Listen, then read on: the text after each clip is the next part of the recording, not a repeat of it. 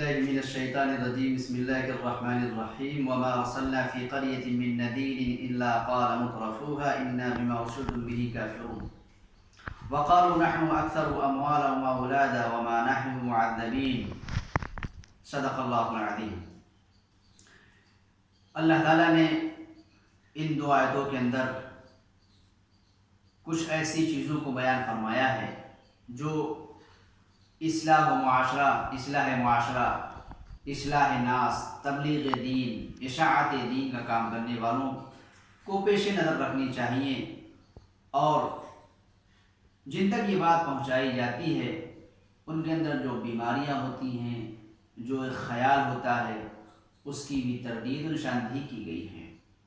اللہ تعالیٰ فرماتے ہیں کہ ہم نے کسی بھی بستی میں ڈرانے والا سب سے زیادہ چوکنا کرنے والے، خوف زدہ کرنے والے، آخرت کی یاد دلانے والے، جہنم سے بچانے کی باتیں کرنے والے، اللہ کی پکڑ دھکڑ، اللہ کی خوف، اللہ کی عذاب سے ڈرانے والے انبیاء کرام ہوتے ہیں۔ اور ان کے بعد ان کی متبعین میں علماء کا مقام آتا ہے، علماء کا نمبر آتا ہے۔ حضور نے فرمایا العلماء ورثۃ الانبیاء، علماء وارثین انبیاء، جو کام نبیوں کا تھا وہ کام علماء کرام کرتے رہیں گے، ان کے اوپر وہ بوجھ ڈالا گیا ہے، تا قیامت وہ ذمہ داری اٹھاتے رہیں گے۔ تو انبیاء کے ساتھ جو پیش آیا وہ علماء کرام کے ساتھ بھی پیش آئے گا۔ وہ کیا ہے کہ ہم نے کسی بستی میں کسی ڈرانے والے کو بھیجا تو وہاں کے جو مالدار ہیں، یعنی جب کوئی اچھی بات ہوتی ہے، اصلاح کی بات ہوتی ہے، لوگوں کو اچھے برے کی پہچان بتلائی جاتی ہے، حلال و حرام کی تمیز کا درس دیا جاتا ہے، ایک اچھے معاشرے کی تشکیل کی باتیں کی جاتی ہیں، جرائم کو ختم کرنے کی باتیں کی جاتی ہیں، برائی کو دفن کرنے کی باتیں کی جاتی ہیں، تو سب سے پہلے جو طبقہ آگے آتا ہے وہ طبقہ مالداروں کا ہوتا ہے، دنیا داروں کا ہوتا ہے، دنیا کی طلب رکھنے والوں کا ہوتا ہے، ریاکار مالداروں کا۔ کیوں؟ ان کو ڈر ہوتا ہے کہ اگر یہ لوگ ٹھیک ہو جائیں گے، نیک ہو جائیں گے، شریف ہو جائیں گے، اچھی طبیعت کے مالک ہو جائیں گے تو ہماری جو تعداد ہے، ہمارے جو افراد ہیں وہ کم ہوتے چلے جائیں گے اور ہماری اقلیت ہو جائے گی، پھر دھیرے دھیرے ہم مغلوب ہو جائیں گے، ہمارا جو چلتا ہے معاملہ، جو ہماری چلتی ہے، لوگوں پر حکمرانی ہے، روب دبدبہ ہے اور روب داب ہے، وہ سب ختم ہو جائے گا۔ تو پہلا کام یہ طبقہ سب سے آگے آتا ہے اپنی چودراہٹ کو بچانے کے لیے، اپنی انانیت کو سلامت رکھنے کے لیے۔ الا قال مترفوہ کیا کہتا ہے؟ انا بما ارسلتم به کافرون۔ تو انبیاء کی رسالت کا انکار کرتے تھے، اور علماء کرام جو تبلیغ کریں گے، جو دین کی باتیں کریں گے، جو اس کو نبیوں کی باتیں پہنچائیں گے، اگر اسلام کا ماننے والا ہے تو وہ انکار تو نہیں کرے گا، لیکن اس کے راستے میں رکاوٹیں بھی ڈالے گا، دشواریاں پیدا کرے گا، مسائل کھڑے کرے گا، اور زبان سے نہ صحیح عمل سے اس کا انکار کرے گا اور اس کی تردید کرے گا۔ اور جواب میں کیا کہے گا؟ اگر ہم صحیح نہیں تھے، خراب نہیں تھے، اچھے نہیں، خراب تھے، بیکار تھے، اور اللہ کے نزدیک مقرب نہیں تھے، تو دیکھیے دلیل کیا پیش کرے گا؟ ہم تو اللہ کے مقرب ہیں، اللہ کے برگزیدہ ہیں۔ کیوں برگزیدہ ہیں؟ وہ بودی بادی، ہلکی پھلکی پھسپھسی دلیل پیش کرے گا۔ نحن اکثر اموالا و اولادا، دیکھیے ہمارے پاس مال بھی زیادہ ہے اور ہمارے پاس اولاد بھی زیادہ ہے۔ آج کی جو دین سے دوری اور اللہ سے دوری اور مہجوری کے جو اسباب ہیں، ان میں سے ایک سبب یہ بھی ہے کہ ہم نے اور لوگوں نے سمجھ رکھا ہے کہ مال کا ہو جانا، اولاد کا زیادہ ہونا، اولاد کی تعداد کا اضافہ ہونا، اور اسی طریقے سے کثرت افراد کا ہونا، جمگھٹے کا ہونا، مجمع کا زیادہ ہونا، یہ گویا کہ ہماری اصل کامیابی کا راز ہے اور ہماری اصل طاقت و قوت ہے کہ ہم تو مالدار ہیں، اس کا مطلب اللہ خوش ہے، ہمارے تو اولاد الحمدللہ، ہم تو خوش ہیں۔ نہیں، اللہ تعالیٰ فرماتے ہیں کہ نحن اکثر اموالا و اولادا، یہ غلط فہمی کا شکار ہیں،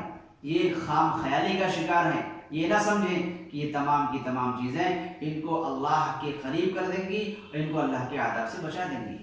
وما نحن بمعذبین، یہ ان تمام چیزوں کو ہوتے ہوئے سمجھتے ہیں کہ ہمیں تو عذاب نہیں دیا جائے گا، ہم تو عذاب سے بچ جائیں گے، ہم تو گویا کہ مقرب الی اللہ ہیں، اللہ کے نزدیک ہیں، اللہ کے محبوب ہیں، تبھی تو دولت ملی، تبھی تو پیسہ ملا۔ گویا کہ ان کے نزدیک دولت کا ہونا، اولاد کا ہونا اللہ کے نزدیک مقرب ہونے کا معیار ہے، جبکہ یہ چیزیں معیار نہیں ہیں، جبکہ یہ چیزیں اللہ کے نزدیک ہونے کی وجہ اور سبب نہیں ہیں۔ اگر یہ چیزیں مقرب ہونے کی علامت ہوتی تو اللہ تعالیٰ اپنے نافرمانوں کو ان چیزوں سے نوازتا نہیں۔ اللہ تعالیٰ حضور نے فرمایا لو كانت الدنيا تعدل عند الله جناح بعوضة ما سقى الله كافرا منها شربة ماء، اگر اس دنیا کی حقیقت، اس کی قدر و قیمت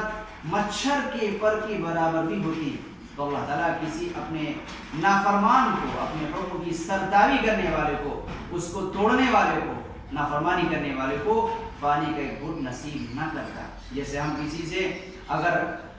ذرا کھنچ جائیں، اس سے ہمارے دل کے اندر ذرا بار آ جائے تو اچھی نگاہ سے، محبت کی نگاہ سے اور چاہت کی نگاہ سے دیکھنا پسند نہیں کرتے، چلے جائے کہ اس کو اپنے گھر بلا کر کھانا کھلائیں، اس کو پانی پلائیں تو اس سے دور کر دیتے، لیکن وہ باہر کھائے پیے جو چاہے کرے، اپنے پاس نہیں بلاتے۔ اس طریقے سے اللہ تعالیٰ جب کسی کو دور کرتا ہے، کسی سے اپنی جو ہے دوری کا اعلان کرتا ہے، برات کا اظہار کرتا ہے اور اپنے سے دور کر دیتا ہے تو اس کو دنیا کی آسائشوں سے، دنیا کی جو فراوانیوں سے نواز دیتا ہے۔ قرآن نے فرمایا فَلَمَّا نَسُوا مَا ذُكِّرُوا بِهِ فَتَحْنَا عَلَيْهِمْ أَبْوَابَ كُلِّ شَيْءٍ، جب انہوں نے بلا دیا اس چیز کو جس کو انہیں نصیحت کی گئی، فَلَمَّا نَسُوا مَا ذُكِّرُوا بِهِ فَتَحْنَا عَلَيْهِمْ، اب یہاں کیا ہے، ان کے دروازے بند نہیں ہوئے، رزق کے اندر کشادگی آ گئی، فراوانی آ گئی، ہر طرح سے جو ہے آسائش آ گئی۔ فَتَحْنَا عَلَيْهِمْ أَبْوَابَ كُلِّ شَيْءٍ حَتَّى إِذَا فَرِحُوا بِمَا أُوتُوا، جب ان کو جو کچھ ملا اس پہ خوش ہو گئے، مست ہو گئے، عیش کرنے لگے اور اپنے مقصد کو، اللہ کی جو ناراضی کو بھول گئے، اخذناہم بغتۃ، اچانک پکڑ فرما لی، تو مال کا زیادہ ہونا، اولاد کا مل جانا اور اس کا خوشحال ہونا، یہ اللہ کے نزدیک جو ہے نہ تو عذاب سے بچانے والی چیز ہے، نہ اللہ کے قریب کرنے والی چیز ہے۔ ان چیزوں کا ہو جانا، اس کو اچھا سمجھنا اور دین سے دوری ہونے پر اکتفا کرنا، یہ انسان کو بربادی کی طرف لے کے جانے والا ہے۔ اللہ تعالیٰ دونوں چیزوں کی تردید اپنے نبی کے ذریعے فرما رہے ہیں، قل ان ربی یبسط الرزق لمن یشاء ویقدر، جو آپ مال کی بات کرتے ہو کہ مال ہمیں زیادہ ملا ہے، تو دین ہونا یا دین نہ ہونا اس کا تعلق مال سے نہیں ہے۔ مال اس کو بھی اللہ دیتے ہیں جو اللہ کا تابعدار ہے، مال اس کو بھی اللہ دیتے ہیں جو اللہ کا نافرمان، بلکہ انہی کو زیادہ ملتا ہے مال دولت جو اللہ سے دور رہتے ہیں۔ اے نبی کہیے یبسط الرزق، رب میرا رزق کو کشادہ بھی کرتا ہے، پھیلا دیتا ہے جس کے لیے چاہتا ہے، اور رزق کو تنگ بھی کر دیتا ہے۔ رزق کی تنگی اور رزق کی کشادگی، فراوانی، آسائش، کمی، زیادتی، اس کا تعلق اللہ کے نزدیک کسی کے مقرب ہونے یا کسی کے جو ہے دور ہونے سے نہیں، بلکہ قسمت سے متعلق ہے، لیکن اکثر لوگ نہیں جانتے ہیں۔ کبھی کبھی ایسا ہوتا ہے اللہ تعالیٰ کسی کو جو ہے اپنے سے دور کرتے ہیں تو مال میں اضافہ کرتے ہیں، اس میں بڑھتا چلا جاتا ہے، بڑھتا چلا جاتا ہے، مال کو کماتا حاصل کرتا چلا جاتا ہے اور اللہ سے بہت دور ہو جاتا ہے۔ وہ سمجھتا ہے مال میرے لیے بہتر، جبکہ اس کے لیے نقصان دہ ہے۔ اور دوسری چیز فرمائی وما اموالکم ولا اولادکم باللتی تقربکم، جو دلیل آپ نے دی ہے کہ مال ہے، اولاد ہے، تو اللہ تعالیٰ ہم سے ناراض نہیں ہے، اللہ کے مقرب ہیں، عذاب سے بچ جائیں گے، تو یہ چیز آپ کی غلط ہے، یہ غلط فکر ہے، یہ چیز اللہ کے نزدیک مقرب ہونے کی علامت نہیں ہے۔ وما اموالکم ولا اولادکم باللتی تقربکم عندنا زلفی الا من آمن وعمل صالحا، کہ تمہارے مال اور تمہاری اولادیں یہ وہ چیز نہیں جو تمہیں اللہ کے نزدیک قریب کر دے، مقرب بنا دے۔ ان پر نہ اترانا ہے، نہ ان کو معیار بنانا ہے، نہ ان کو میزان بنانا ہے اللہ کے قریب ہونے کے لیے۔ ہاں اگر کامیابی کسی کو ملتی ہے، اللہ کا مقرب کوئی ہوتا ہے، اللہ کا برگزیدہ ہوتا ہے، تو شرط اول ہے کہ اس کو اپنے کو ایمان کے دامن سے وابستہ کرنا ہے۔ پہلے وہ ایمان کو قبول کرے، ایمان اللہ کو تسلیم کرے، اللہ کو مانے، اور ماننے کے ساتھ ساتھ عمل صالح کو انجام دے۔ عمل صالح کیا ہے؟ کیا جس کو ہم سمجھے وہ بہتر، جس کو خراب سمجھے وہ خراب؟ نہیں، عمل صالح کو اللہ تعالیٰ نے بنا دیا ہے۔ جس کو اللہ نے اچھا کہا وہ تا قیامت عمل صالح رہے گا، جس کو اللہ نے برا کہا وہ عمل شر اور عمل جو ہے خبیث رہے گا۔ قرآن نے فرمایا وَمَن يَعْمَلْ مِثْقَالَ ذَرَّةٍ خَيْرًا يَرَهُ وَمَن يَعْمَلْ مِثْقَالَ ذَرَّةٍ شَرًّا يَرَهُ، جو ذرے کے برابر بھی خیر کرے گا اس کو بھی دیکھے گا، جو ذرے کے برابر برائی کرے گا اس کو بھی دیکھے گا۔ تو خیر اور شر عمل کیا ہیں؟ اللہ تعالیٰ نے اس کو متعین فرما دیا ہے، اور تا قیامت وہی عمل خیر ہوگا جس کو اللہ نے خیر کہا، وہی شر ہوگا جس کو اللہ نے شر کہا۔ یہ اللہ کی طرف سے بہت بڑا انعام اور اکرام ہے کہ اللہ تعالیٰ نے اعمال کی تقسیم بھی فرما دی اور تعیین بھی فرما دی۔ اگر انسانوں کے حوالے یہ چیز ہوتی تو کسی کے نزدیک زناکاری حلال ہوتی، کسی کے نزدیک حرام ہوتی،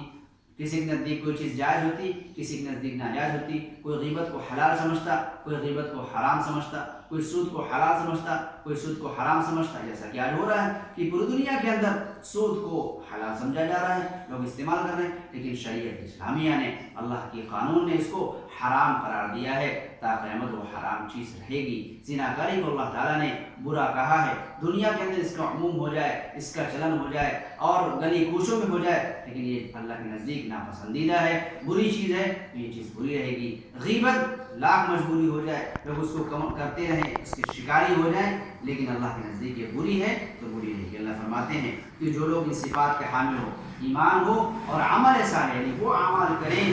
جو اللہ نے جائز قرار دیا ہے اور برے اعمال سے بچتے ہیں،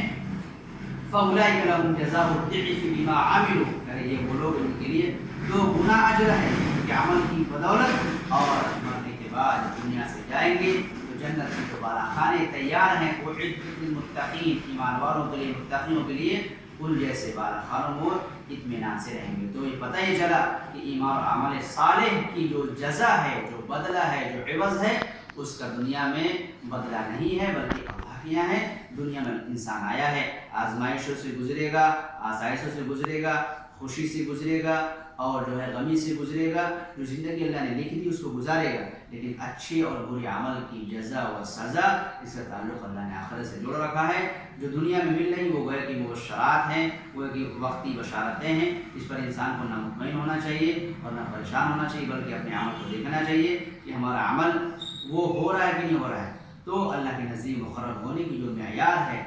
جو اس کی جو ہے میزان ہے، وہ ایمان اور عمل صالح ہے۔ ہمیں جائزہ لینا چاہیے کہ ہماری زندگی کا ایمان اور عمل صالح کے مطابق ہے یا نہیں ہے۔ اگر مطابق ہے، اولاد نہیں یا اولاد کی کثرت نہیں یا مال نہیں، تو پریشان ہونے کی ضرورت نہیں، اور اگر یہ دونوں چیز مہیا ہیں لیکن ایمان نہیں، یا ایمان ہے عمل صالح نہیں، عمل ہے لیکن عمل صالح کی جو قسم وہ نہیں ہے، تو پریشان ہونے کی ضرورت ہے، اپنے کو سنوارنے کی ضرورت ہے، بنانے کی ضرورت ہے، وہ عمل کیے جائیں، وہ ایمان کی جو ہے حیثیت حاصل کی جائے، وہ معیار بنایا جائے، درجہ حاصل کیا جائے، جس کے ذریعے سے اللہ تعالیٰ کا انسان مقرب بن جائے۔ ان آیات سے پتہ چلتا ہے کہ مال کا ہونا، اولاد کا ہونا، یہ اللہ کے نزدیک معیار نہیں بلکہ معیار مقبولیت جو ہے وہ ایمان اور عمل صالح ہے۔ اللہ تعالیٰ ہمیں ان باتوں پر عمل کرنے کی توفیق